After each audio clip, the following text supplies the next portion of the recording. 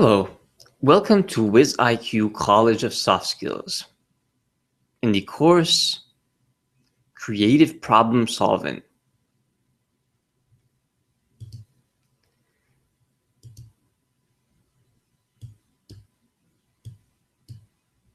In the past few decades, psychologists and business people alike have discovered that successful problem solvers tend to use the same type of process to identify and implement the solutions to their problems. This process works for any kind of problem, large or small.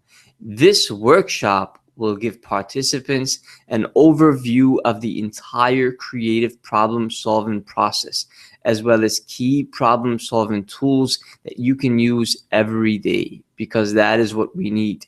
We need to know how to solve our problems. Without knowing how to solve, not only knowing how to solve our problems, but we need to solve our problems with creativity.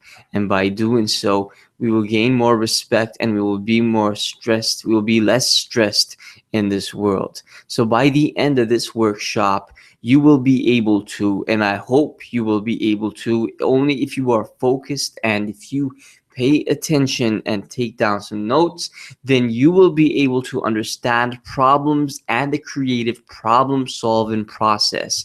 You will be able to identify types of information to gather and key questions to ask in problem solving. You will be able to identify the importance of defining a problem correctly, and you will be able to identify and use 4 different problem definition tools. You will be able to write concrete problem solutions, use basic brainstorming tools to generate ideas for solutions.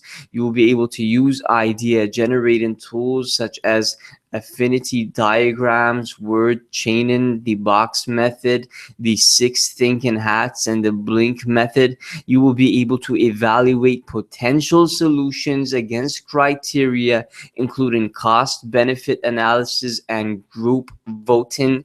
You will be able to perform a final analysis to select a solution. You will be able to understand the roles that fact and intuition play in selecting a solution. You will be able to understand the need to refine the shortlist and refine it.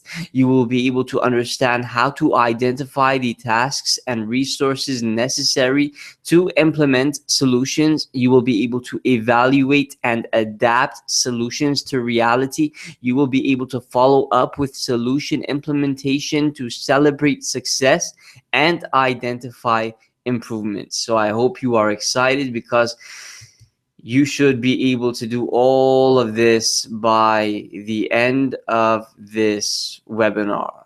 Only and only if you have the motivation to learn how to solve problems, and only if you are fully focused and you have your pen and paper in hand and you are taking notes. Only and only if you completely avoid all distractions, you turn off your cell phone, you turn off the Facebook, Twitter, Gmail, and all these applications that will distract you, then you will be able to succeed in life. Why?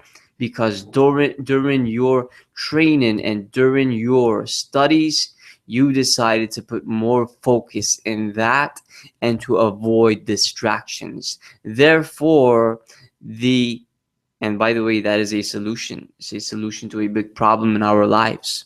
One of the biggest problems in our lives is that we are easily distracted and we are unable to achieve our goals due to these distractions. So imagine if you solve the problem of distractions, how attracted would you be to achievements? How attracted would you be to achievements if you managed all distractions? Solving problems is easy, but it's only easy when you understand why you're solving the problem, when you understand what a problem is, when you understand the techniques of solving the problem. So we're going to start with module 2 in this session, and module 2 talks about the problem solving method. Norman Vincent Peale says every problem has in it the seeds of its own solution. If you don't have any problems, you don't get any seeds. Amazing quote, isn't it?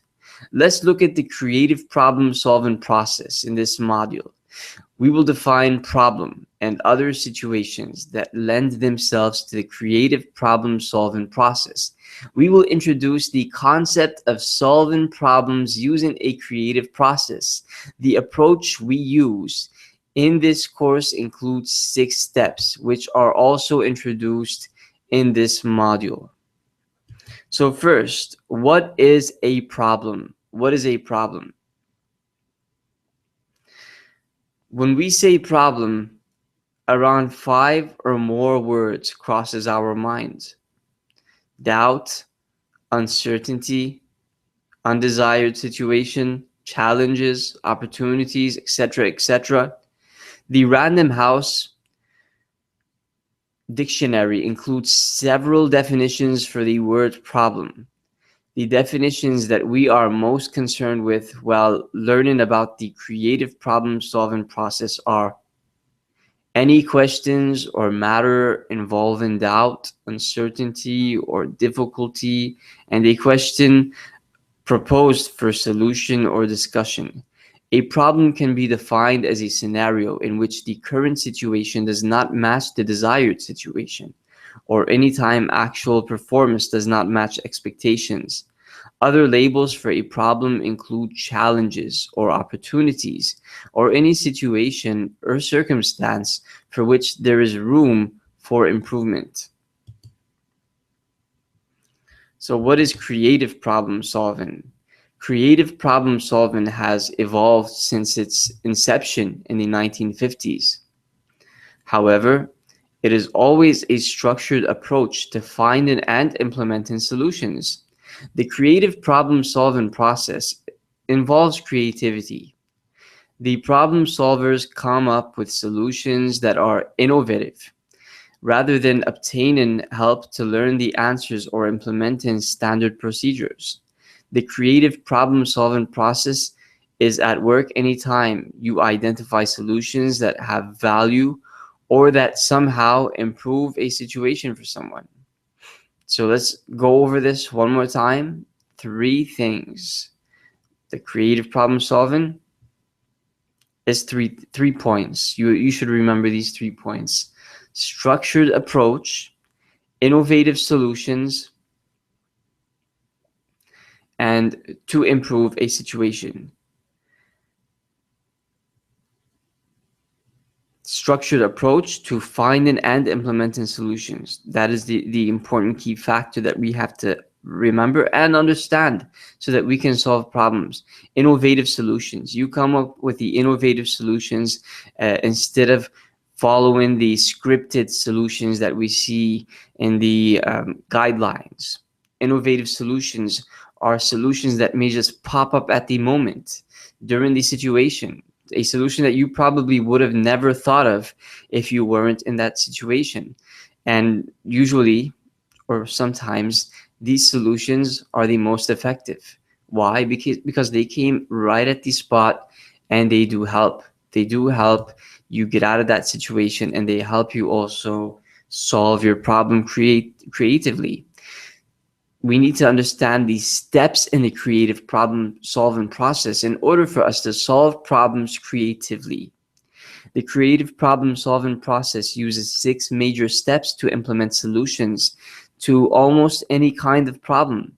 These steps are: number 1, information gathering, or understanding more about the problem before proceeding. Problem definition, or making sure you understand the correct problem before proceeding. Number 3, generating possible solutions using various tools. Number 4, analyzing possible solutions, or determining the effectiveness of possible solutions before proceeding. Number five, selecting the best solutions. And this is really a very important one. Why? Because sometimes we select a solution, but when we compare it to the other solutions, is it the best? Is it the best solution? There is always something better. When you come up with the best, there is always something better. So when you write down these solutions, like 5 or 4 solutions, think of it. Which one is the most accurate one? Which one is the most effective one that is going to solve your problem? Which one is a creative solution? Should I add another one? Should I add a sixth solution? Perhaps that sixth one is even better than the 5 ones that I mentioned. Maybe I should do more brainstorming. Maybe by brainstorming, I can come up with a seventh, eighth, ninth, 10th solution, and each one would be better than the previous ones. And then we have to select the best solutions or solution. Number six, planning the next course of action, next steps, or implementing these solutions. Okay, I'm done. I got the solution. What's next? What is my action plan? What is next? How are we going to continue? And that is also something that many people neglect. They really don't look deep into that. It's a problem. It is a problem because they think that they have actually creatively solved their problem. But by not having a what's next action plan, then you have not completely solved your problem. You have solved bits and parts of it, but you may fall into that problem again. That is why we need to ask ourselves, what is next? What did we learn from this problem? How did we solve it? What is next? Because we gathered information, we defined the problem, and we followed the possible solutions, or we noted down the possible solutions, and then we took the next course of action. Then we selected the best solution or solutions. Then we analyze, actually, before we take the next course of action and before we select the best of solutions, after possible solutions, we analyze possible solutions. The analysis has to be done before we actually select the solution. So we analyze the possible solutions, those that are possible. Sometimes you have a solution that is quite impossible. Like, for example, you have a pair of shoes, but you cannot find the other pair. Okay, so you have a solution. Either you go to the shop and buy you a new pair of shoes, or you wear one pair and wear another pair of a different color and a different design. So this is a solution. You have 2 solutions here. Which one is the best solution? Now we have to analyze for the possible solutions. Which one is possible? Okay, is it possible for me to go to the store? Is the shoe store open right now? How late am I going to be for work if I go to that shoe store? If I'm late for work, how bad am I going to look? Is my boss going to fire me? Is he going to look down at me? Is he going to lose respect for me? Etc., etc. Okay, let's say I wore the other pair of the different color and different design and even different brand. Am I going to make a fool of myself? Am I really going to look bad if people look at my shoes? Will I get fired? Could I make a joke out of it and, get the people to laugh? Perhaps it may be a way to reduce their stress for the day, etc., etc. So we analyze the possible solutions and then we select the best solution. Selecting the best solution may be tough, but if it is done accurately and if you are sure that that is the best solution that you chose, then know that your problem has been solved. And in order for it to completely be solved in the future, you have to take the next course of action. Next time this happens, what do? I'm going to prepare a plan B. I am going to have a pair of shoes in my car that is going to stay in my car and never going to leave my car unless I lose my other shoes. Or if somebody robs me or jacks me, or somebody steals it while I'm in bed or something. Imagine imagine if somebody walks into your house and steals your shoes and leaves everything else. They don't want the money, they don't want the TV, they don't want anything. They don't want to make any noise. They just want to go in, take whatever they see and leave. They found those nice shoes. They're going to take them shoes and walk out. You're going to wake up the next morning and you have no shoes. What are you going to do?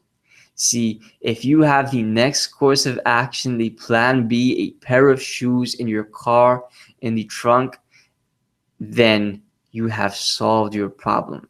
You have solved your problem. Module 3, Information Gathering. The first step in the creative problem-solving process is to gather information about the problem. The first step in the creative problem-solving process is to gather information about the problem. In order to effectively solve the correct problem, you need to know as much about it as possible.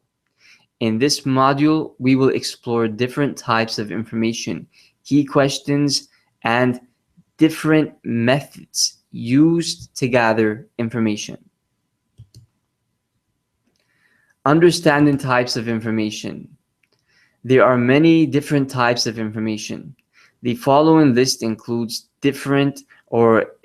information you will need to consider when beginning the creative problem-solving process. Fact, opinion, opinionated fact, concept, assumption, procedures or procedure, process, principles. You see, facts are small pieces of well-known data. Facts are based on objective details and experience. Let's repeat that again. Facts are small pieces of well-known data. Facts are based on objective details and experience. Opinions are also based on observation and experience, but they are subjective and can be self-serving. When a fact and opinion are presented together, it is an opinionated fact. It is what? An opinionated fact, which may try to indicate the significance of a fact, suggest generalization, or attach value to it. Opinionated facts are often meant to sway the listener to a particular point of view using the factual data. Concepts. Concepts are general ideas or categories of items or ideas that share common features. Concepts are important pieces of information to help make connections or to develop theories or hypotheses. Assumptions. Assumptions are a type of concept or hypothesis in which something is taken for granted. Procedures are a type of information that tells how to do something with specific steps. Processes are slightly different, describing continuous actions or operations to explain how something works or operates. Last but not least, principles. Principles are accepted rules. Principles are accepted rules or fundamental laws or doctrines often describing actions or conduct. Okay, let's go over this again because it may be that you have dazed out and kind of lost yourself as I was speaking, and that's normal. It happens during teaching, training activities where we kind of daze off and lose a point. So let me just repeat this by giving you a an activity in which you're going to use your brain. You are going to take out your pen and paper, and we're going to do a workshop right now. Okay, so I need you to listen. I need you to have a pen and paper in your hand. If you don't, please go grab one really quick. I'll wait. Or not. I'll continue, but you go grab one and I'll talk slowly, and make sure that you just perfectly listen to what I'm saying. Okay? Give me your ears and hearts. The objective of this workshop is to understand different types of information. We want to understand, so write this down. You could write this down. To understand different types of information. Okay? The summary, the topic summary. There are several different types of information to consider in the creative problem-solving process. This is the summary, just to keep you in the loop. There are several different types of information to consider in the creative problem-solving process. To keep you in the loop, to keep you with me on the same page. Are you with me on the same page? Dear student, dear trainee, please stay with me on the same page. Okay. So I need you to gather list of information examples. Before you do so, write this down.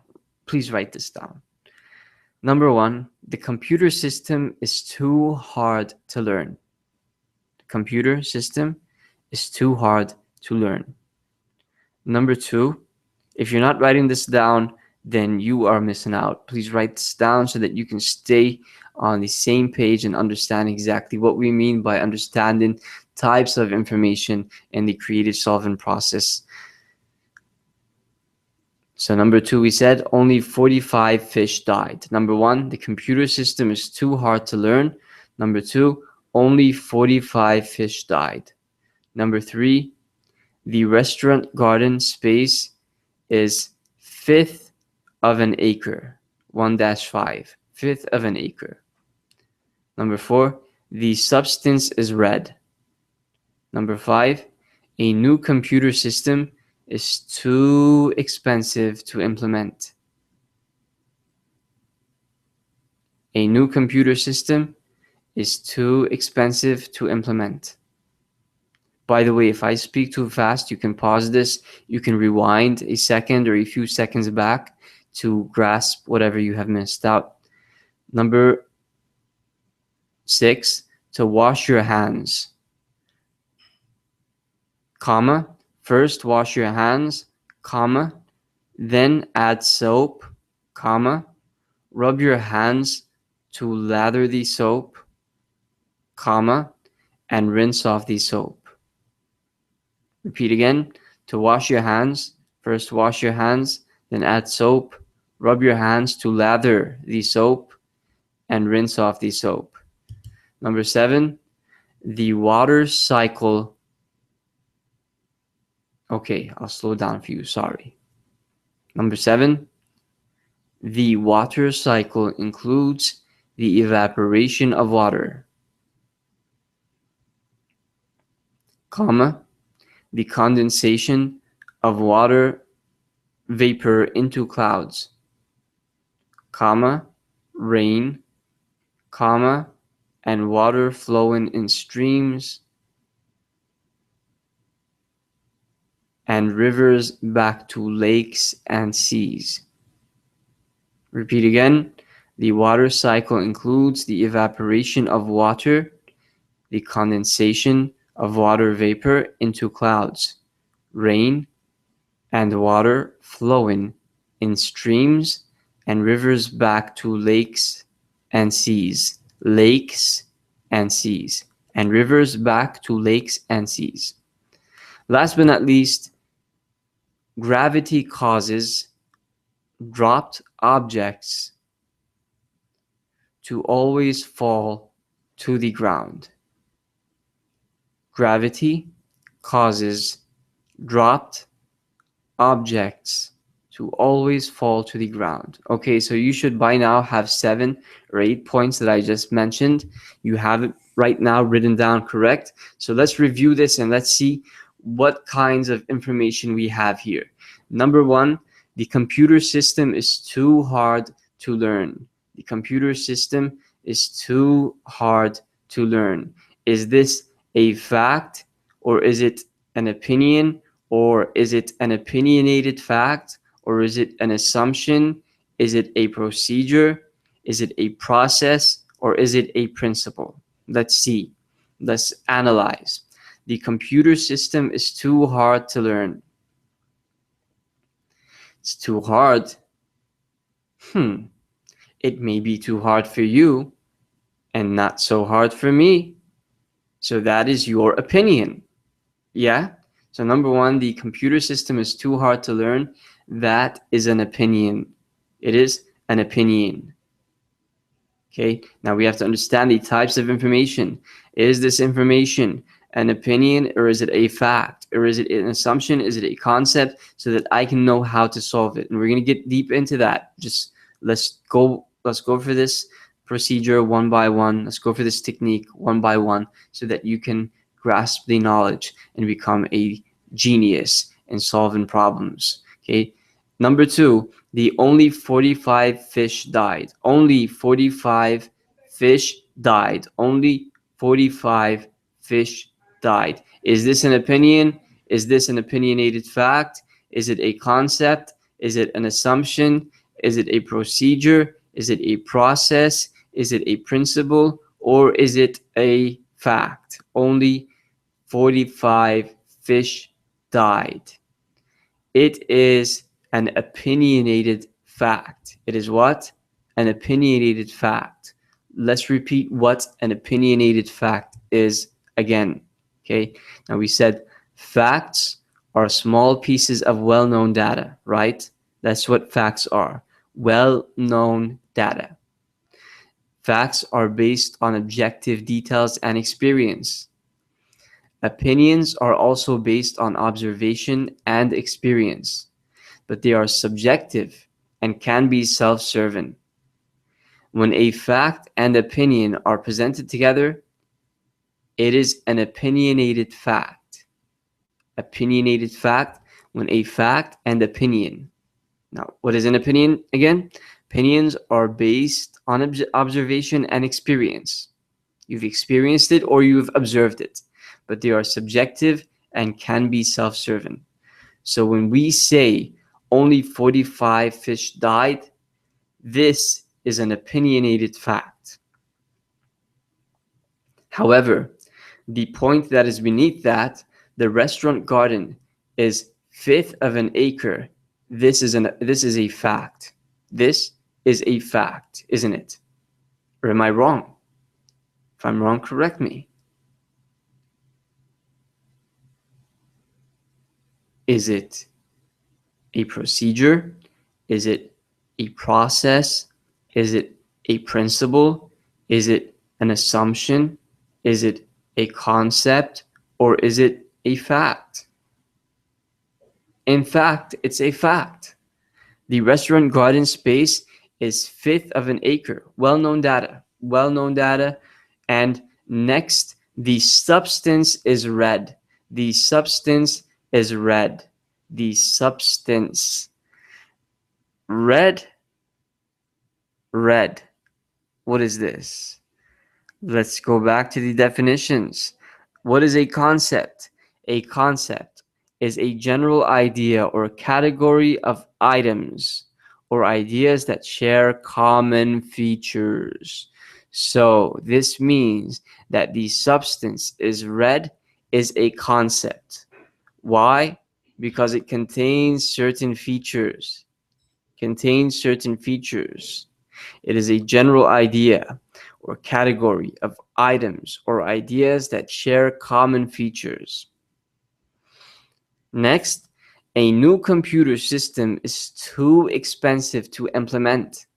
A new computer system is too expensive to implement. Is this an opinionated fact? Or is it an assumption? Or is it a fact? 1.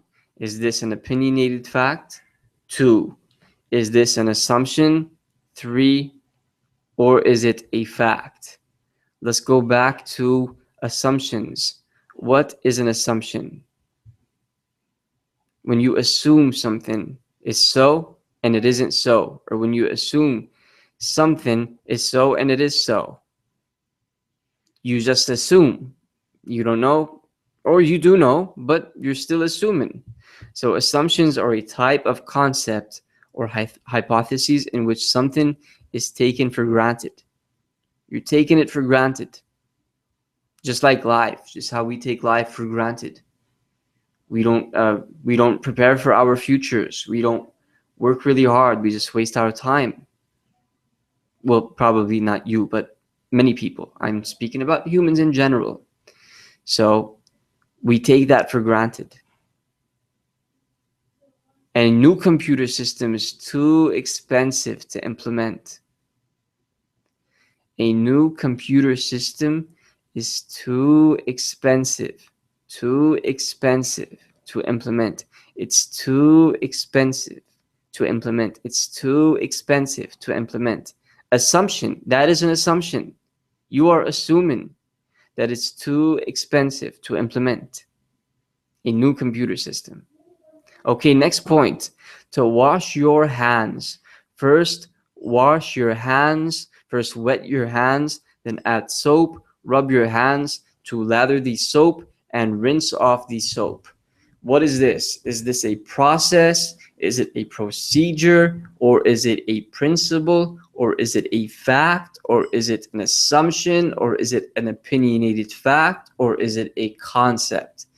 Do this, then do this, then do this, then do this. 1, 2, 3, 4. What is that?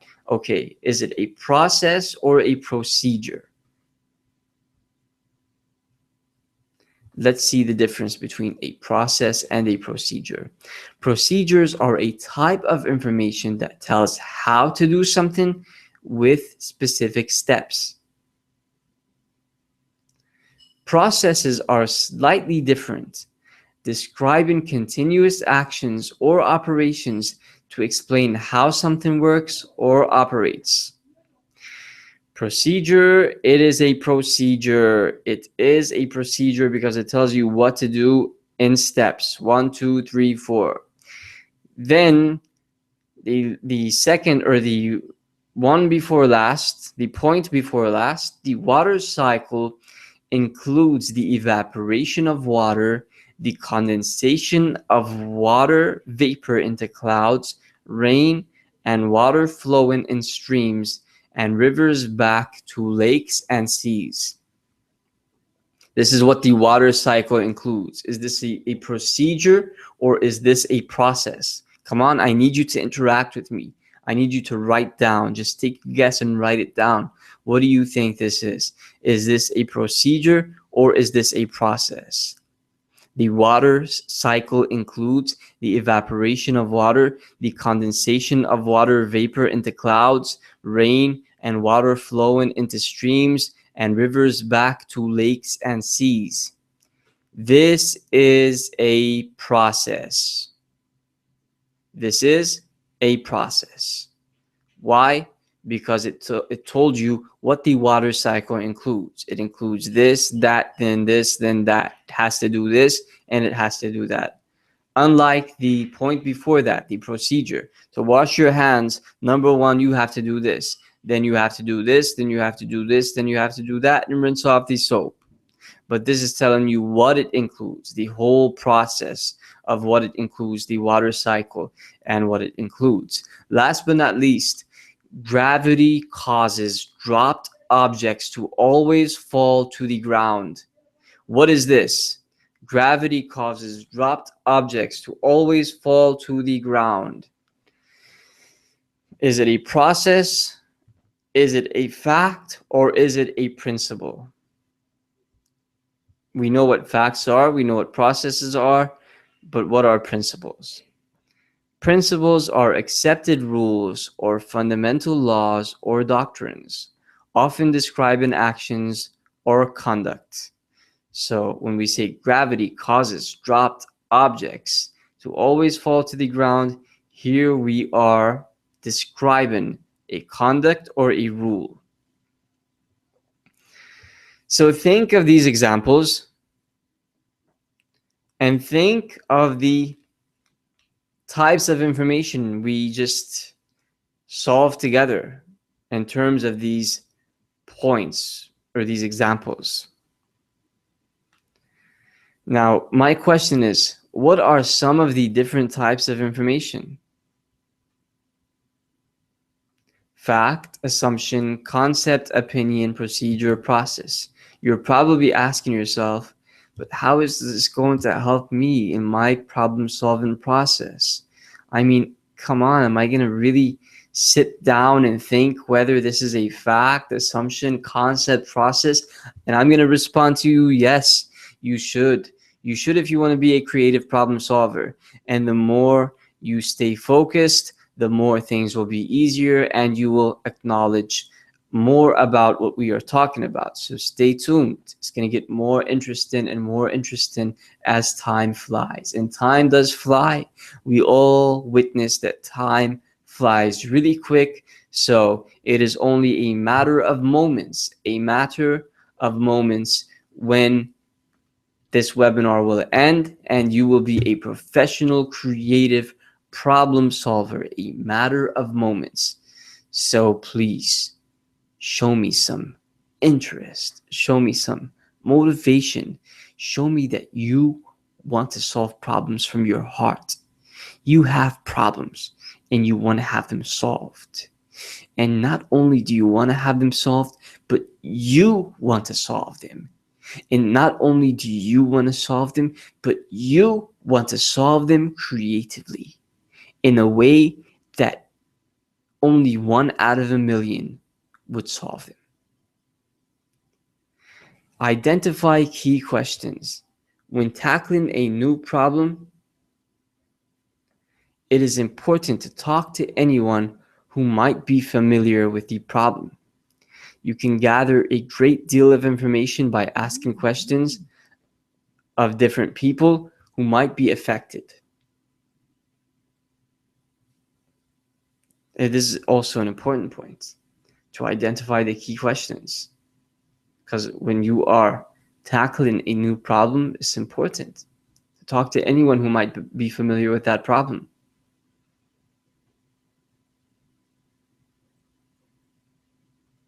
You can gather a great deal of information by asking questions of different people who might be affected, or they may even know the problem. They may know about it. So you ask them questions. Ask questions to people with years of experience in the organization. Example, ask questions to lower level employees. Sometimes their insights can provide valuable information about a problem. Asking questions, it's a tactic, it's a tool we are blessed with to identify problems, to solve problems, to gain more knowledge, in general. Ask questions. Who? What? Which? Where? When? Why? How? How did that happen? Who? What? Which? Where? When? Why? How? They say the smartest people on the earth are those who ask these questions. Every time somebody shares information with them, they ask these questions. And by asking these questions, they get the answers. Let me give you some examples of more specific questions.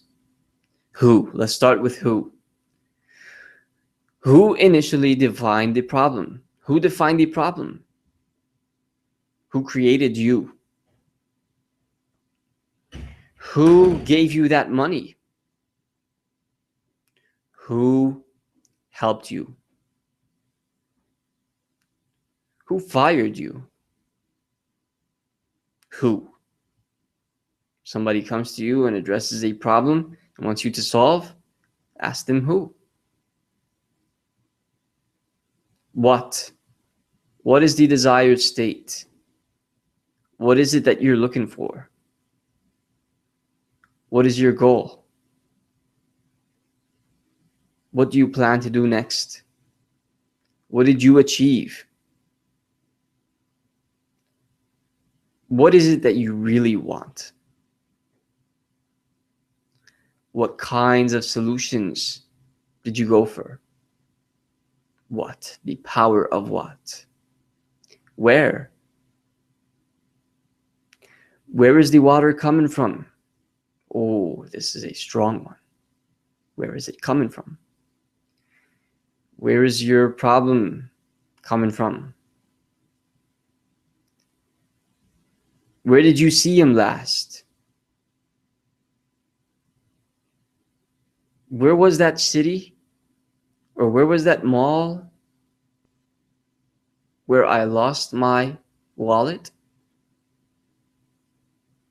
Where was the car? Or where did you find the car after they robbed you? Where? When?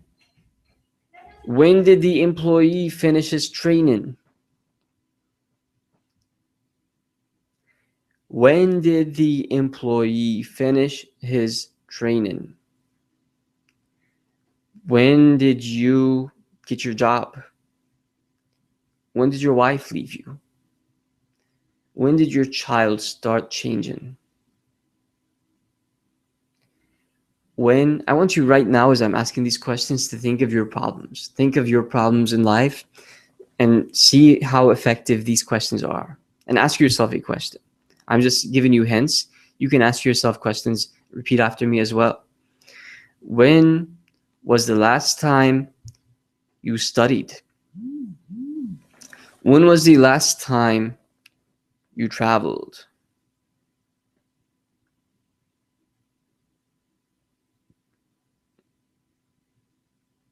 Maybe that's why you're stressed out, because you haven't taken a vacation in a long time. So when also solves problems, because it brings in assumptions. Maybe that's why you're stressed out. Maybe that's why you cannot focus really well, because you started doing that at that point of time. When is a problem solving question. How? How can we increase our market share? How can we improve? How did we do it last time? How different is this solution from our previous solution? How long do you want to stay where you are? Do you think success is going to come to you without you reaching out or moving forward? How are you going to move forward? Are you just going to take a step forward and then stand there? Or are you going to run? How? Tell me. Are you going to climb the ladder of success? Or are you going to take the elevator? Is there an elevator for success? No way. Easy come, easy go. There's no climbing and no sweat. You're going to fall down easily, just as you flew up. So how? How do you think you're going to implement this? How do you think you're going to achieve this? Come on, you're the one with the brains. You're the one who presented this idea. Why didn't you think of how you're going to implement it? How? The power of how. Last but not least, which. Which is also strong. You don't see it in front of you right now, don't you? Oh, yes, you do on the left side. Which. Which equipment is working? Which solution worked? Which of these two phones are suitable for you? Which location are you at? Which location were you at when you lost your wallet? Which place did you stay in for 4 hours when you felt miserable? Which place? Sorry, you were at that place. Then what was around that place? Did you know? Other questions come in. What was around that place? Where was that place? Why did you go to that place? What did you do in that place? When did you go to that place? How long were you there? These questions are solutions to problems. These identifying key questions helps you identify your problem, and it helps you move forward in the process of creative problem solving. Methods of gathering information. When gathering information about a problem, there are several different types or different methods you can use. No one method is better than another. Don't think so. Don't think that one method is better than another. The method depends on the problem and other circumstances. Here are some of the ways you can collect information about a problem. You can conduct interviews. You can identify and study statistics. You can send questionnaires out to employees, customers, or other people concerned with the problem. You can conduct technical experiments. You can observe the procedures or processes in question firsthand. You can create focus groups to discuss the problems. And by doing all these things, you have methods of gathering information, conducting interviews. Who would have ever thought about that? Oh, I should conduct an interview in order for me to ask questions and gather bits of information. Yeah, it's a good way. Usually when I get to know people, or when I camp with people or go out with strangers who I don't know, I ask them interview questions. So where are you from? How long have you been here? Open-ended questions. Why? So that I can know how to speak to this person. I'm going to be living with him for the next 4 or 5 days. So I have to know how I can speak to him so that we don't face any problems. So I conduct an interview indirectly. Not a direct interview like I'm the boss and I'm hiring him. No, but a cool interview which indicates that I want to get to know this person more. I want this person to open his heart for me so that I can speak to him and he can speak to me, because I want to relax within the next 5 days of me being around this person without having to think of how I am going to communicate with him. And one of the main reasons we are unable to communicate accurately or effectively with others is that we don't know how to ask questions. We don't know how to start a conversation. We don't know how to ask questions. But once you start a conversation by asking questions, you will see that the person, only if you ask the right questions, you will see that the person will answer your questions and open up, and you will feel that you've known this person for years, and that person will respect you more because you asked him questions that may be not too personal and not too open. In the middle, some personal questions, some open-ended questions, and by that you get into the person's heart, and you can also solve their problems. You may know, you don't know. They may come up with a problem as you speak, or you may identify or discover that they have a problem as you speak, whereas he may have never known that he had that problem. You see, it's amazing. Starting a conversation with somebody is amazing. Asking questions is perfect. Why? Because you may identify a problem in a person that he didn't even discover, and you can solve his problem for him. Or you may even identify a problem in yourself, a problem that you've never known that you had until you had a conversation with this problem. You may have took some information from him that you had, you may have discovered some accurate information that he had, and you had the false information, and he taught you something new, and this new knowledge that he gave you is a solution to your problem. Amazing, right? Yes. Wow. You can say wow. It's okay. Repeat after me. Wow. Wow. Yeah, indeed. So interviewing, statistics, questionnaires, asking questions, um, polls, I mean, getting people to vote, get them to vote. Which application is better? So and so or so and so. Example, you can, get the people in your organization to vote of which application, which social network is better, Facebook or Twitter. Yeah, so you ask the question, which social network is better, Facebook or Twitter? And of course, you have your objective of asking that question. You're asking it for a reason, and you want to get the votes so that you can know as to which one you should, create a page on for your organization. And most people may say Facebook. So then you go ahead and create a page on Facebook for your organization, and you see more success because you took a vote from people. And this is just an example. You can apply this to any other example in your life. Which one is better? A questionnaire, a poll, a vote, to get the answers, to get statistics, to get more numbers, to see who voted on what more than the other group and why. Then you ask them why. Why did you choose that? You see, you're solving problems day by day. From the moment you wake up in the morning, you are solving problems. When you wake up in the morning and then head to the bathroom, brush your teeth, you are solving a problem of bad breath, a problem of gingivitis, a problem of yellow teeth, a problem of, bad gums, and etc. So you're solving a problem by brushing your teeth.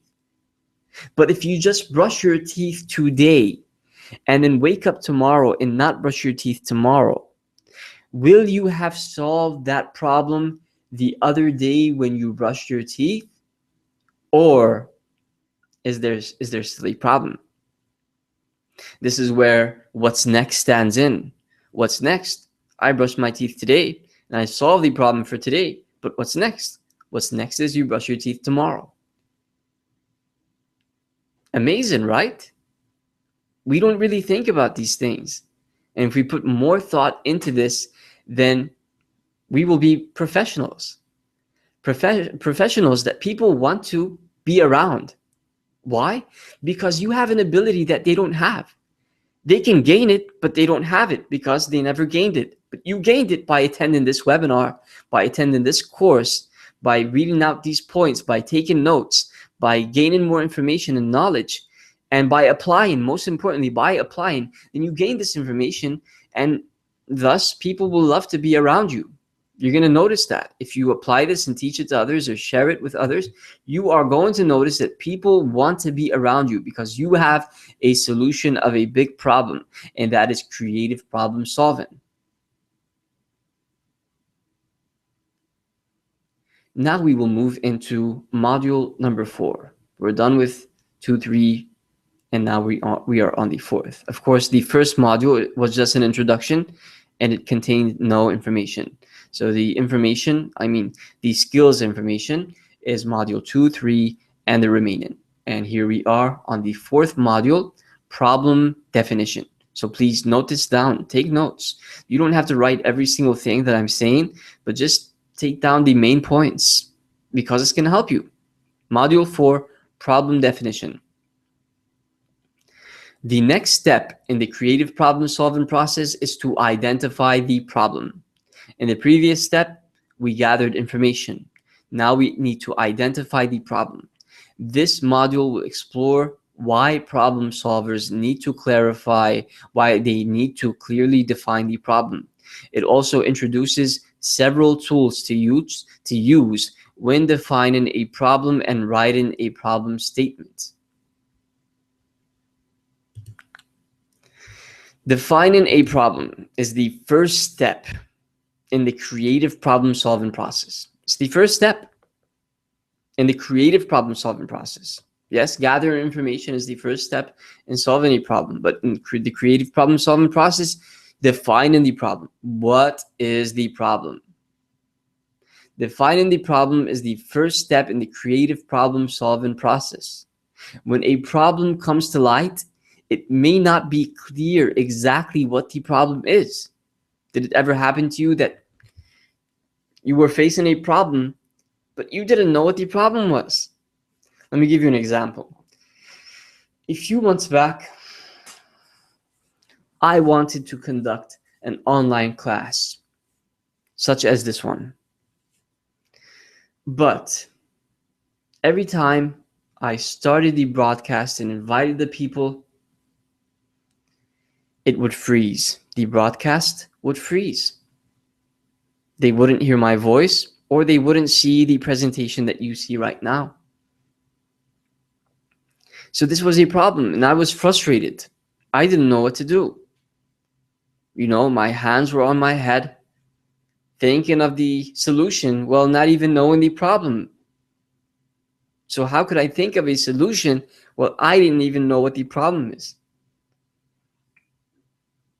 Is the problem my laptop? Is the problem my internet connection? Or is the problem the platform that I'm using? What exactly is the problem? I didn't know. So then I continued to conduct webinars, and I continued to face the same problem until I did more research and gathered more information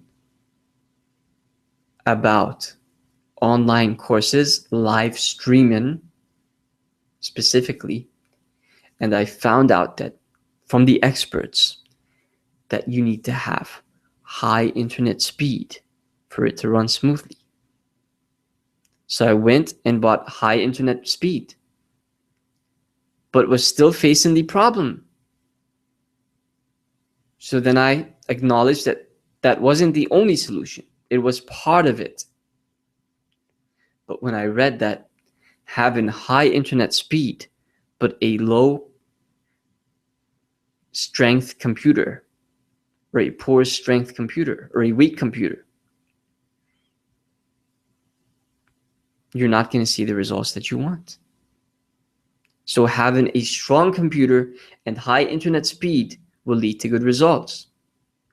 So I went and got a very good computer, and now I have a good computer plus extra high internet speed.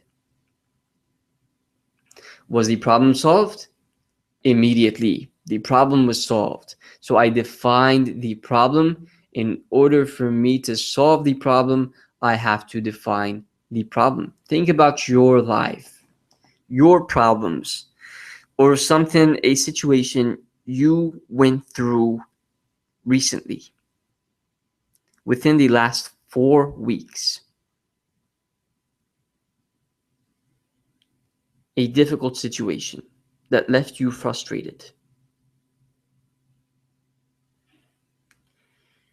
You wanted to solve the problem, but you didn't even know what the problem was. Were you able to solve the problem without defining the problem? No way. You can't. Just cannot happen.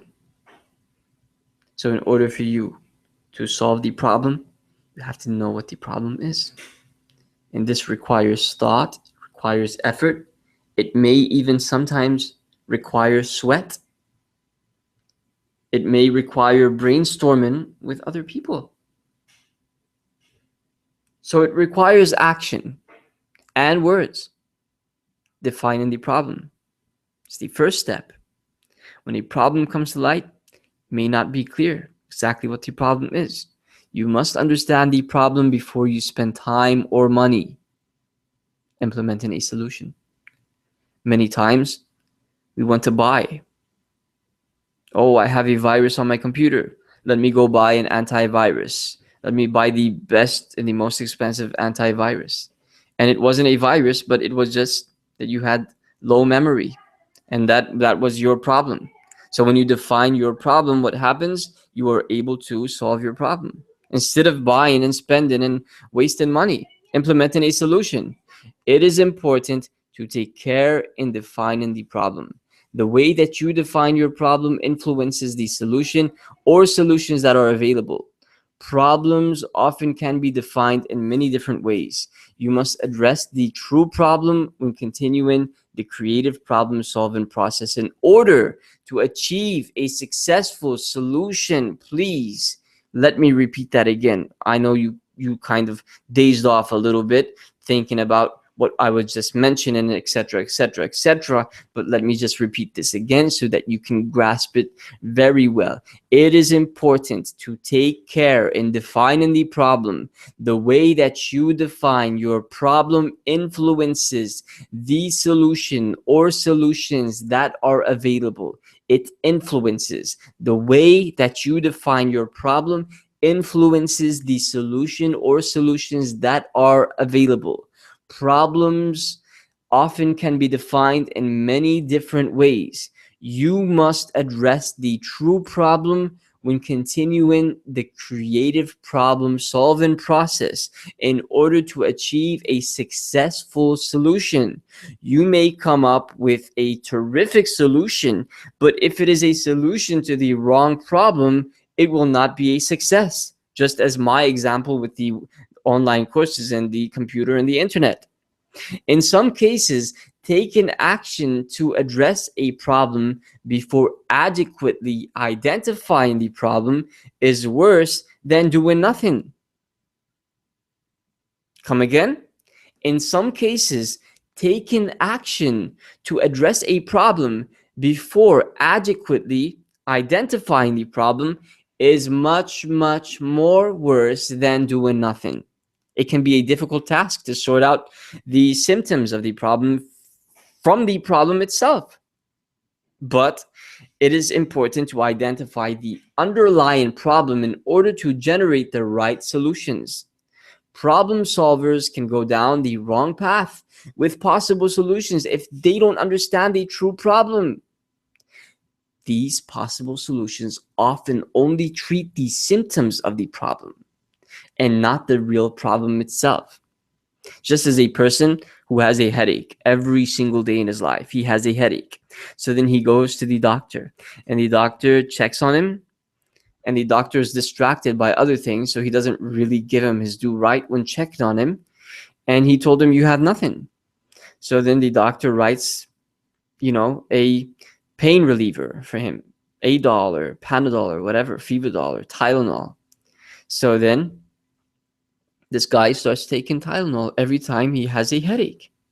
And his headache continues to last every day, keeps coming back.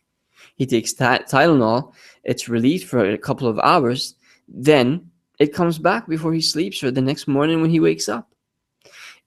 Did you solve the problem?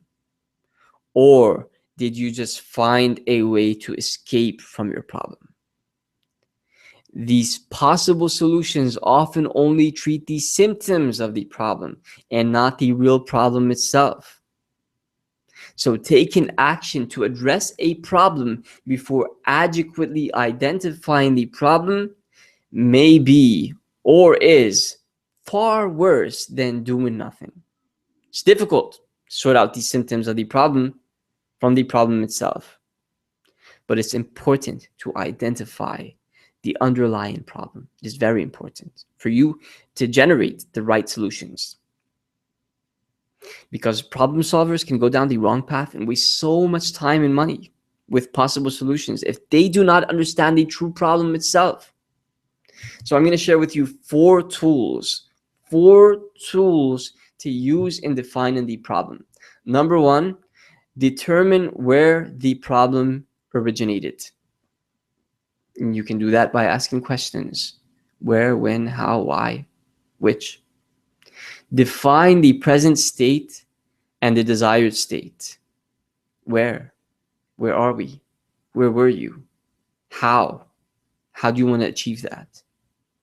Stating and restating the problem. Keep repeating the problem's title again, the topic of the problem. Repeat it over and over. State it, restate it, change it, rephrase it. Let the same meaning, the same concept be there, but rephrase it. Then analyze the problem.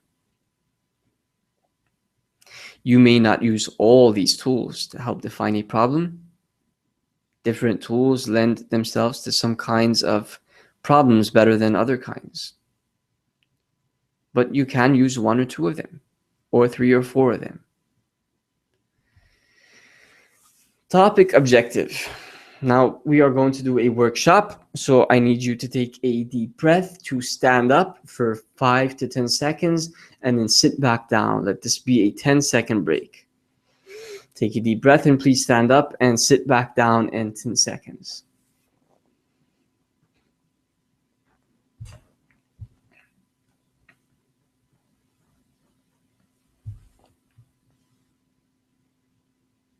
Okay, so the objective of this workshop is to understand the first step in the creative problem solving process, and that is defining the problem.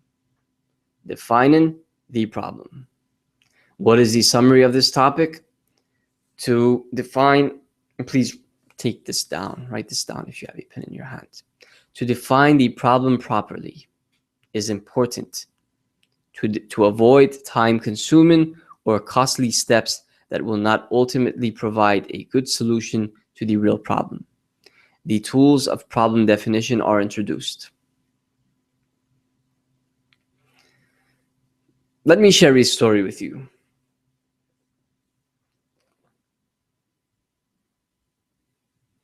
A classic story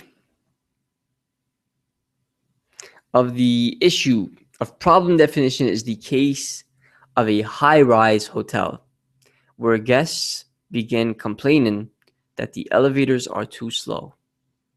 The guests are complaining. The elevators are too slow. The building manager instructs the engineers to find a way to speed up the elevators. After further review, he refines the problem to address how to install additional elevators. He what? He refines the problem to address how to install additional elevators. However, he ultimately refines the problem once again.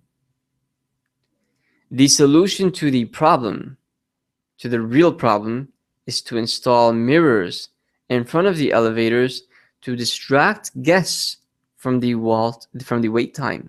Instead of, you know how people get distracted when they see a mirror. Oh, I look really good, right? Look at my eyebrows, my nose. I have a cute nose, don't I? Look at my pretty eyes and my eyelashes, especially women and men. Yeah.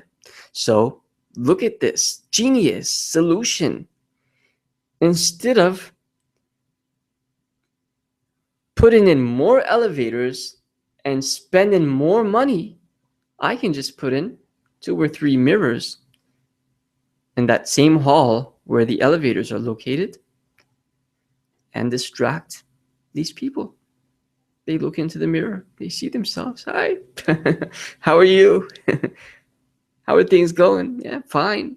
Mirror, mirror on the wall. Am I not the greatest of them all? So the solution to the real problem is to install mirrors in front of the elevators to distract guests from the wait time. When the problem is defined as the number of complaints being made, the solution turned out to be fairly simple and inexpensive compared to other solutions the building manager considers. After implementing this solution, the hotel complaints stop completely.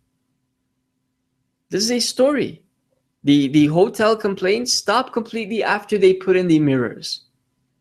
They didn't have to speed up the elevators. They didn't have to buy more elevators. They didn't have to install anything except a piece of glass or pieces of glass on the wall. Mirrors. So this is my question. Why is it important to define the problem before beginning to look for solutions to the problem.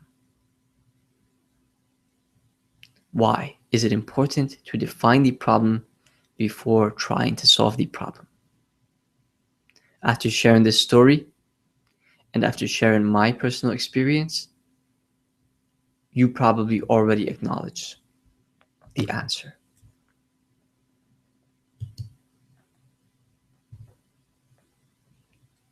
And if you don't, then it's fair enough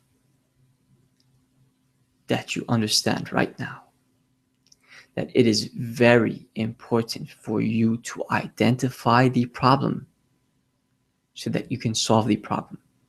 Because not identifying the problem may lead you to spending a lot of money, a lot of time in not solving the problem. That is why. Next point, determining where the problem originated. Successful problem solvers get to the root of the problem by interviewing or questioning anyone who might know something useful about the problem. Ask questions about the problem, including questions that clarify the situation, challenge assumptions about the problem, identify possible reasons and evidence, explore different perspectives concerning the problem, ask more about the original question. If you did not define the problem, find out who did. Think about that person's motivations. Challenge their assumptions to dig deeper into the problem. So, repeat after me. Determining where the problem originated. How can we determine where the problem originated? We can clarify the situation. We can challenge assumptions about the problem. We can determine possible reasons and evidence. We can explore different perspectives concerning the problem. We can ask more about the original question. Now, let's do a workshop, a quick workshop, a 5 to 10 minute workshop that'll help you understand and may motivate you into determining where the problem originated. The objective of this workshop is to learn about the problem definition tool of determining where the problem originated. I hope you noted that down. The summary of this workshop is to start defining a problem by finding out where the problem originated. To start defining the problem by finding out where it originated. Ask questions of people who know about the problem to help clarify it.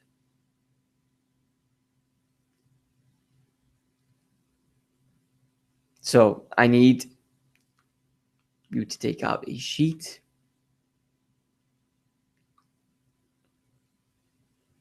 and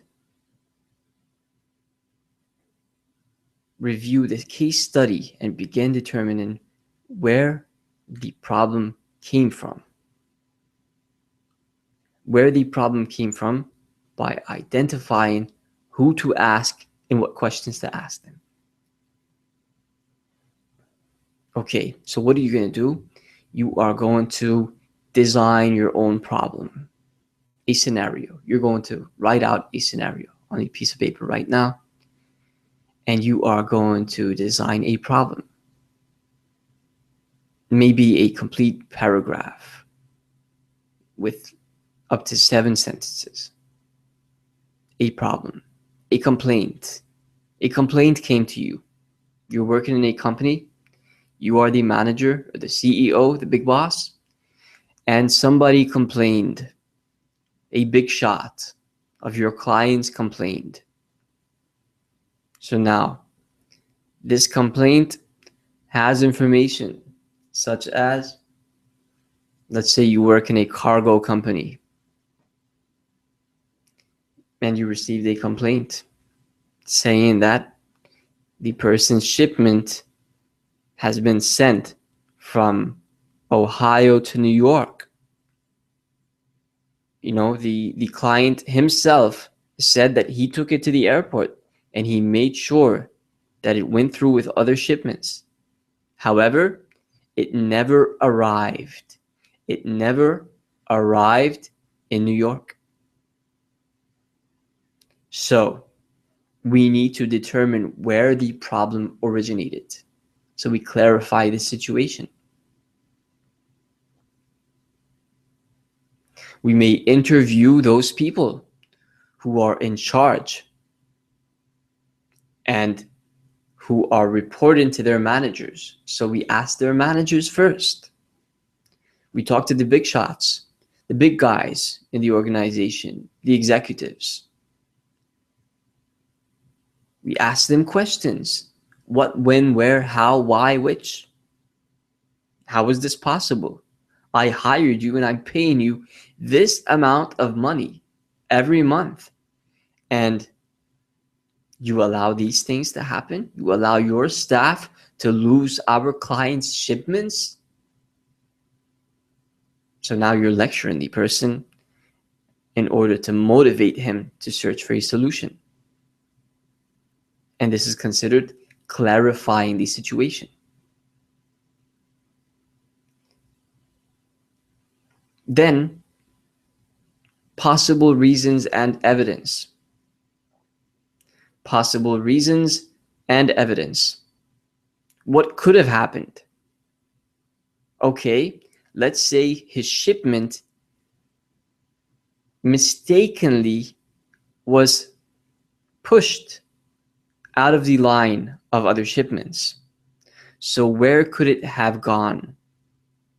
Could it have been stolen by one of these staff members? Or could it have been moved to another line of shipments that is going to a different location? So now here we are determining where the problem originated. Where did it start?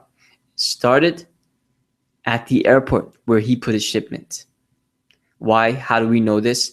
Because he said in his complaint that his shipment never arrived at the desired location.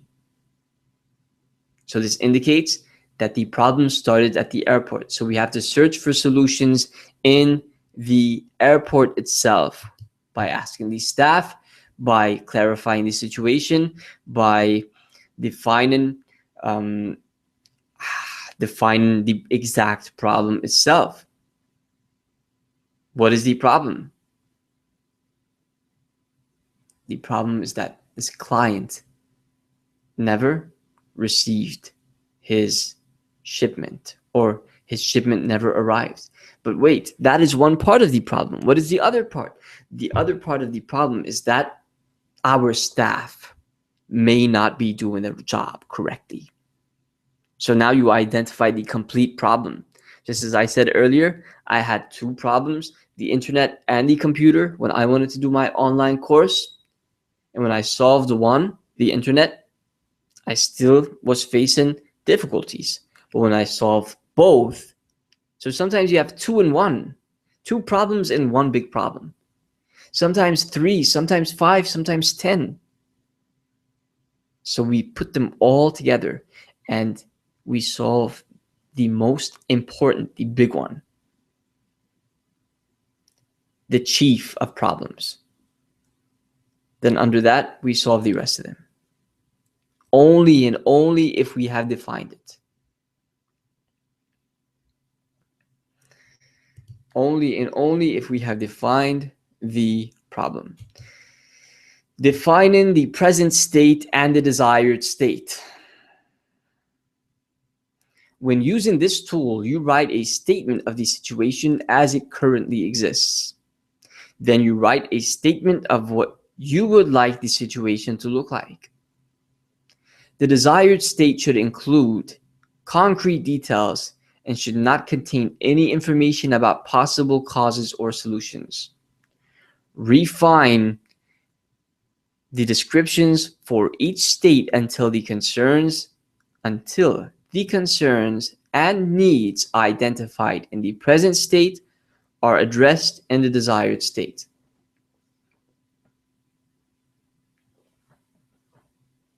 Write a statement in order for you to define the present state and the desired state. Where are you now? Where do you want to be? Statement. A statement with concrete details. A statement that doesn't contain causes. A statement that doesn't contain solutions.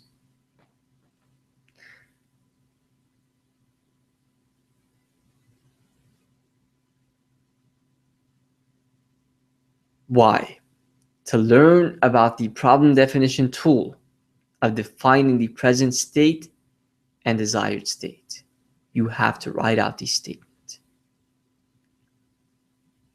Comparing a statement of how things currently exist to a statement of the desired state can help define the true problem when you compare both statements.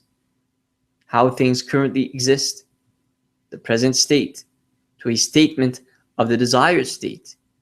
This can help define the true problem. It can help define the true problem and not solve. Pay attention. It can help define before solving. Stating and restating the problem. The problem statement and restatement technique also helps evolve the understanding of the problem. First, write a statement of the problem, no matter how vague. Then use various triggers to help define the true problem. The triggers are: place emphasis on different words in the statement and ask questions about each emphasis. Replace one word in the statement with a substitute that explicitly defines the word to reframe the problem. Rephrase the statement with positives instead of negatives, or negatives instead of positives, to obtain an opposite problem. Add or change words that indicate quantity or time, such as always, never, sometimes, every, none, or some. Identify any persuasive or opinionated words in the statement. Replace or eliminate them. Try drawing a picture of the problem or writing the problem as an equation.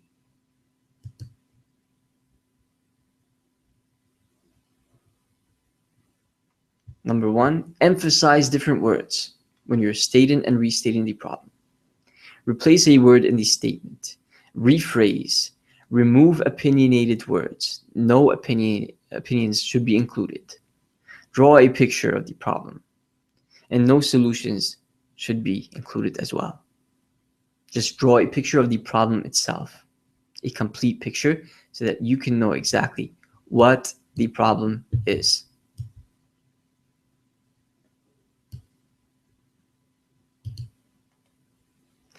Analyzing the problem. When the cause of the problem is not known, such as in troubleshooting operations, you can look at what, where, who, and extent of the problem to help define it. What questions help to define or to identify the problem? Use what questions both to identify what the problem is as well as what the problem is not. What questions can also help identify a possible cause? What? Where? Where questions help to locate the problem. Use where questions to distinguish the difference between locations and where the problem exists and where it does not exist. Where? When? When questions help discover the timing of the problem. Use when questions to distinguish the difference between when the problem occurs and when it does not. or when the problem was first observed and when it was last observed. Extent. Extent questions that explore the magnitude of the problem include how far, how close, how localized, how many units are affected versus how many units are not affected, how much of something is affected versus how much it's not affected.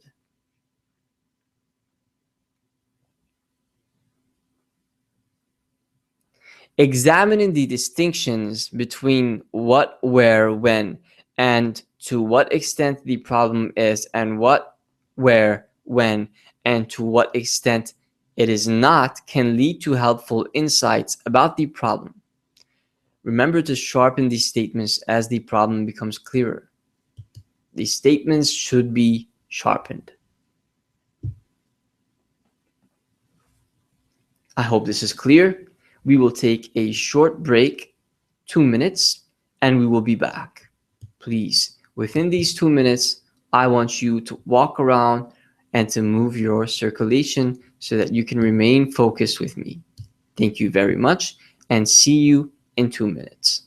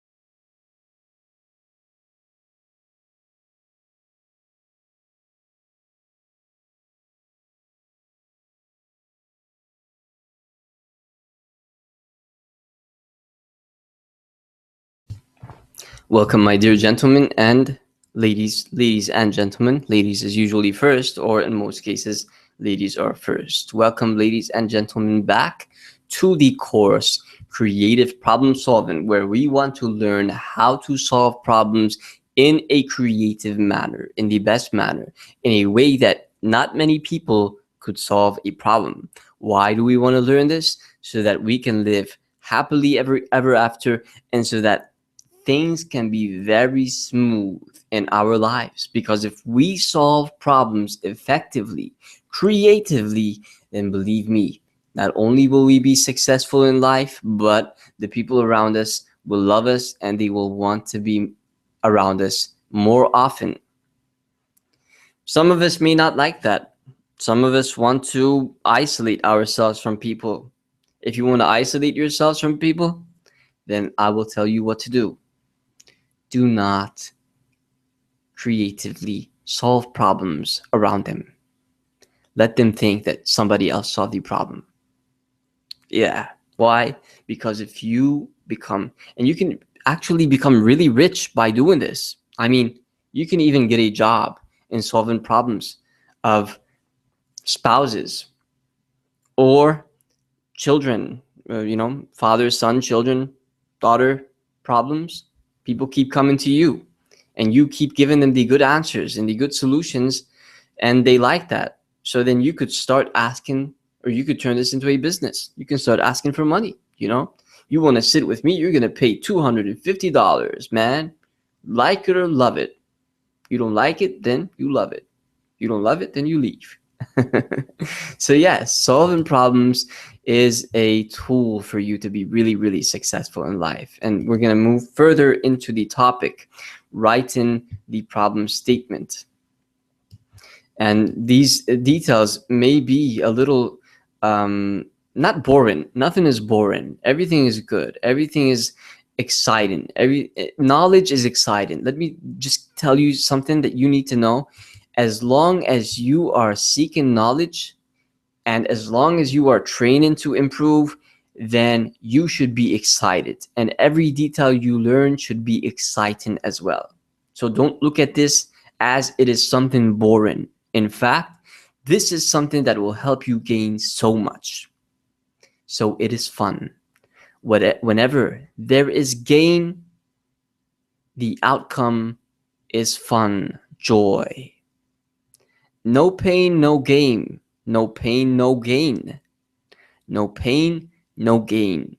If you want to see these moments of you sitting down listening as pain, then know that you're going to gain. If you want to see it as joy, then know that you are going to enjoy. Writing the problem statement. Writing an accurate problem statement can help accurately represent the problem. This helps clarify unclear problems. The problem statement may evolve through the use of the 4 problem definition tools and any additional information gathered about the problem. As the statement becomes more refined and the types and effectiveness of potential solutions are improved, the problem statement should include specific details about the problem, including who, what, when, where, and how. If you are working in a company or anywhere and somebody comes to you with a problem, make sure that you ask them who, what, when, where, how, and which. You should also address the scope of the problem to identify boundaries of what you can reasonably solve. The problem statement should not include, pay attention to this, it should not include any mention of possible causes, and it should not include any potential solutions. A detailed, clear, and concise problem statement will provide clear-cut goals for focus and direction for coming up with solutions. Now, I am going to put in, or actually it has already been put in, into your classroom of WizIQ College of Soft Skills, a sheet, a worksheet. And these worksheets should be in your hand. These worksheets should be printed and in your hand so that you can fill them out. There is a worksheet of Module 4. Module 4, questions from worksheet. You should have that out, and later on your free time, you should fill out the module worksheet as well as the workshop that you will find in your book, in your module book. We are talking about Module 4, and you have several modules. You have 1 to 3, then you have another one, 4 to 7, then you have another one, 7 to 12, or 4 to 6, and then 6 to 9, and 9 to 12. 4 different books, 4 different booklets, and each of these 4 booklets is a complete module of the class, of the whole entire course. So that helps. It helps you understand that this course is not so long, and it's not so big, and it's not so confusing. It's so easy. It's so simple. We've already reached module number 5, preparing for brainstorming. Wow. We just have a few more modules to go, and we will graduate from creative problem solving. No idea is so outlandish that it should not be considered with a searching but at the same time steady eye. Winston Churchill. Preparing for brainstorming. Before we learn ways to generate solutions in the problem solving process, we will prepare the way for creativity. Wow. We will prepare the way for creativity. This module introduces common mental blocks to productive brainstorming, as well as techniques for dealing with the mental blocks. It also presents some ideas for stimulating creativity. Identifying mental blocks. Identifying mental blocks. Brainstorming can help you. Brainstorming can help you arrive at a solution to the problem, even for problems that seem unsolvable. Did you ever go through a problem that seems unsolvable? You know, like a math problem. You're in the math class and the teacher gives you or gave you a problem to solve. And you keep trying and trying and trying, and you are unable to see any results. You feel like this problem is unsolvable. However, before beginning a successful brainstorming session to generate ideas, you must remove any mental blocks. Mental blocks can eliminate great solutions before they are thoroughly examined as possibilities or springboards to other possible solutions. There are many types of mental blocks. Most blocks to problem solving fit into the following categories, such as emotions, distractions, assumptions, culture, communication difficulties. Emotions. Emotional blocks can include anything from a fear of risk taken or to a tendency to judge or approach the problem with a negative attitude. These are your emotions. These emotions may block you mentally from identifying the problem, from leading to results, from seeing a solution to this problem. Distractions. At the beginning of this course, I told you what? To eliminate distractions, to turn off, shut down Facebook, Google, Twitter, and all these accounts.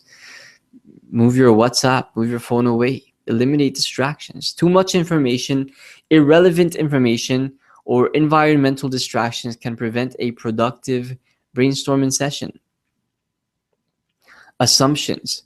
If problem solvers assume there is only one correct solution,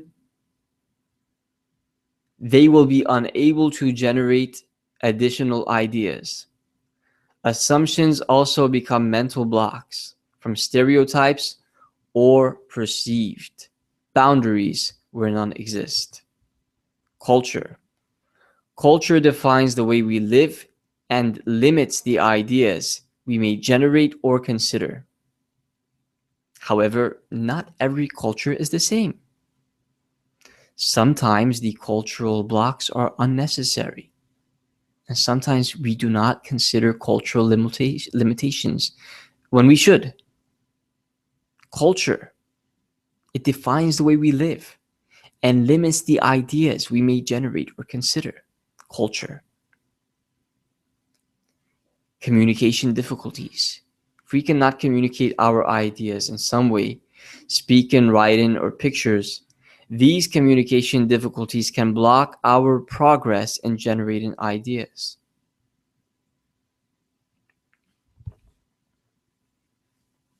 Okay, let me help you out by working with you on a workshop, a short workshop. That will not take much of our time, but a productive workshop. It will allow us to produce and understand, to comprehend and to implement. The objective is to identify categories of mental blocks that inhibit successful brainstorming. The summary. Mental blocks can prevent problem solvers from generating effective solutions. There are several different categories of mental blocks. Materials required. You need a pen and you need papers or cards. Small papers or cards. But for now, just use the pen and paper that you have in your hand and divide papers. If you could just cut out like different papers 4, 5, 6 pieces, 6 papers separately, that would be wonderful. Okay. Generate 1 or 2 examples of each type of mental blocks: emotions, distractions, assumptions, culture, communication difficulties. I want you to generate 1 example for each type. So give me an example of emotional mental blocks. Give me an example of distractions. Give me an example of assumptions. Give me an example of culture. Give me an example of communication difficulties. Write this down on a paper. On the left side, emotions, distractions, assumptions, culture, communication difficulties. Turn it into a table. I need to see a table. Columns, 2 columns. Okay, so you have emotions on the left side, and then on the right side, you have an example. And we said emotional blocks can include anything from a fear of risk taken to a tendency to judge or approach the problem. So what is an emotion? What is an example of an emotional mental block? Write it down. Okay, after that, what is an example of distractions for mental blocks? Too much information. Remember, we said too much information, irrelevant information, or environmental distractions can prevent a productive brainstorming session. So give me an example. What do we mean? What kind of distractions? Just put down 1 example, a real example, something that you've faced when trying to solve a problem. Assumptions. If problem solvers assume there's only 1 correct solution, they will be unable to generate additional ideas. So give me an example of an assumption. Just give me a statement, 1 phrase, one statement, 1 sentence of an example of a person making an assumption.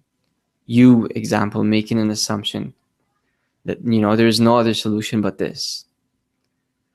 Assumptions also become mental blocks or stereotypes or perceived boundaries where none exist. Culture. Culture defines the way we live and limits the ideas. Give me an example. Culture. Communication difficulties. Note down an example. Communication difficulties. Speaking, writing, pictures. Maybe because he's from a country and he may speak a language, but the problem is acknowledged or is presented in a different language. So we have communication difficulties. How am I going to solve this problem with me being unable to speak to him or to understand him properly? So here are some examples. I'm going to give you some examples. Emotional. Number 1, emotional. I will lose my job if I try that. I will lose my job if I try that. Emotions. Distractions. The room is too noisy. Too many messages coming in. Children walking in and out, screaming, playing, laughing. Too noisy. Distractions. Assumptions. There is only 1 right answer or way to use an object. He is assuming there's no other way out of this. The only way out of this is that door that I told you about. All other ways are wrong. Assumptions. Culture. Here's an example. You probably faced a difficulty with providing an example for culture. Failing to consider urinating on a jellyfish sting because of cultural condition. A jellyfish sting. Some people urinate on it. Some people do not. Depending on the culture. You may fail to consider doing that because of your culture. You may fail to consider doing many things because of your culture. And the thing may be the solution of the problem. But your culture never taught you that. You never learned that. You don't know about that. Whereas a person from a different culture knows. He was taught that, it was presented to him, and he knows. So he considered it, and it became a solution. Communication difficulties. Explaining an idea in one way and getting frustrated when others do not understand. Explaining an idea in one way and getting frustrated when others do not understand. You explain an idea in one way, you know, and you don't like it when others don't understand. But it's not their problem, it's your problem because you're explaining it in one way. Communication difficulties. So you might want to keep your own difficult problems in mind for this activity. And you will need examples in the next activity. And the next activity can be done on your own. You're going to do it on your own, and that is removing mental blocks. So before we even talk about an activity or do an activity, we need to understand what we mean by removing mental blocks. So what do you do when you identify a mental block? Carol Gorman has identified several structured techniques for block busting. The first technique is an attitude adjustment. To remove blocks arising from a negative attitude, list the positive aspects or possible outcomes of the problem. Remember that problems are also opportunities for improvement. The next technique deals with risk-taking. To remove emotional blocks arising from a fear of failure, define the risk. Then indicate why it is important. Define what the worst possible outcome might be and what options there are in that scenario. Think about how to deal with that possible failure. The next technique encourages you how to break the rules. Some rules are important, but when rules create an unnecessary imaginary boundary, they must be disregarded so that problem solvers can come up with innovative solutions. Innovation is required. The fourth technique is to allow imagination, feelings, and a sense of humor to overcome a reliance on logic and a need to conduct problem solving in a step-by-step manner. Last but not least, the fifth technique involves encouraging your creativity. We'll look into that in more detail in the next topic or in the next module. So the fifth technique is involving encouraging your creativity. The first one, attitude adjustment. Attitude adjustment. Remove blocks arising from a negative attitude. List the positive aspects. List the possible outcomes of the problem. Remember that problems are also opportunities. Problems are also opportunities for improvements. If you never went through that problem, you would have never known how to improve. Think about it. What is your favorite mobile company? Favorite mobile phone company? Apple, Samsung, whatever, HTC, all these companies, Sony. Okay, let's talk about one of them. Let's say Apple iPhone 6 Plus. If Apple iPhone 6 Plus was invented, but the iPhone 5C and 5S and 4S and 4 and 3G and etc. were not invented, would this phone have less problems in it, or would it have more? Of course, it would have more problems. Why? Because it is the first phone. You've never faced any problems before, so you don't know what the problems are to improve. So obviously, your phone is going to have so many problems. But due to them facing so many problems, they've had opportunities for improvements.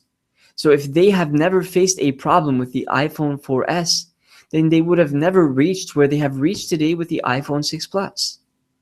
And the same thing stands with the Android Samsung phones and HTC, Sony, and all other phones, or any product in general. If they have never created and never faced a problem from the beginning, then they would have never reached a solution today. The solution or a solution. And they will continuously find more solutions as life goes on with more problems. The more problems, the more solutions. Remember that. Stimulating creativity. Change your perspective. The creative problem-solving process requires creativity. However, many people feel that they are not creative. And this is a sign of a mental block at work. Everyone can tap into creative resources in their brains. Sometimes it just takes a little extra prodding. Creativity is not something to be turned on and off whenever you need it. The potential for creativity is always there. We just need to learn how to access it. Let me share with you some tips for creating a creative mental space to encourage productive brainstorming sessions. Number 1, go outside for a few minutes, especially for a natural walk or bike ride. Exercising and getting sunshine, even for just a few minutes, are sure ways to redirect your brain to a more creative outlook. Number 2, change your perspective. Work on the floor or go to the park for your brainstorming session. Change your perspective. Breathe deeply, especially when you're stressed. Take a deep breath. We tend to become shallow breathers, but don't do that. Fill your entire lungs with the air to get some extra oxygen to your brain. Practice deep breathing for 5 to 15 minutes for not only more creativity, but for a great burst of energy because of the oxygen. When the oxygen is transmitted into your brain and into your cells, you gain more energy, and thus you can solve problems easier in a more creative manner because your energy leads to creativity. The boost in your energy leads to the boost in your creativity levels. So breathing can be a solution to your problem. Meditate. Focus intently on a candle flame or find another way to quiet your mind of all of your responsibilities and distractions. For a moment, quiet your mind from all responsibilities. Right now, at this moment, you are not responsible for anything. Just relax, take a deep breath. You have no responsibilities. You have no problems. You are not distracted. Just for a moment. Just for a moment, relax. You need this moment of relaxation. You need to meditate. You need to breathe deeply. You need to contemplate, ponder over where you want to be in the future. In the future coming, this short future, and the next future. The future after this life, life after death. Where do you want to be? By the way, thinking about these things, many people kind of, get more stressed when they even think about, where am I going to go after life, after death? Where am I going to be? Why should I even think about that? Let me just enjoy the moment. By the way, thinking about that is a way to enjoy your moment so that you can plan ahead. So you focus intently on a candle flame or find another way to quiet your mind of all of your responsibilities and distractions and just relax. You can write in a journal. Write for 15 to 20 minutes in a spare notebook or plain paper. It does not have to be about the specific problem you need to solve, but you may discover some mental blocks if you do write about the problem. Dump all of your mental clutter onto 1 to 3 pages that no one will ever see unless you want them to. Then let the pages and their recorded thoughts go, even if just in your mind. Once you get your creative juices flowing, keep them going. Keep them going and going bright by trying the following ideas every day. Create. Well, let's not move into module 6 yet. Carry a small notebook or just jot down ideas in your PDA. Be prepared for ideas whenever they come. Be prepared so you can write them down. Ideas often come as you are drifting off to sleep, as you are waking. Ideas. Write them down, because if you don't write them down, they're going to fly away and you may never see them. Brilliant ideas again. Stretch your boundaries by posing new questions to yourself, learning things outside your specialty, or breaking up set patterns of doing things. If you are a mathematician, learn more about sports, learn more about biology, learn more about history. If you are a historian, learn more about something that is not related to your specialty. If you are a physician, learn more about pediatrician. Learn more about science, physics, and etc., etc. So stretch your boundaries. Pose new questions to yourself. Learn things outside your specialty. Break up set patterns of doing things. Break up the routine. Why? So you can become more creative. We are talking about stimulating creativity. By doing things such as these things that we mentioned, you will become more creative. Eventually, even if it's not in the short term, which it should be in the short term. This should be a short-term process of becoming creative. But even if it isn't, then in the long term, eventually you'll become more creative. Be observant of details, including self-details. Find a creative hobby. Find creative friends, including working puzzles with them, playing games, without wasting your time, of course, but given everything is due right, so that you can become more creative. You can solve problems in a better way. We have completed 5 modules. We are going to stop right now, and we will continue in the remaining session or sessions. So please stay tuned, and you can immediately click play in the next video or the next session below this or next to this video, which says number 2.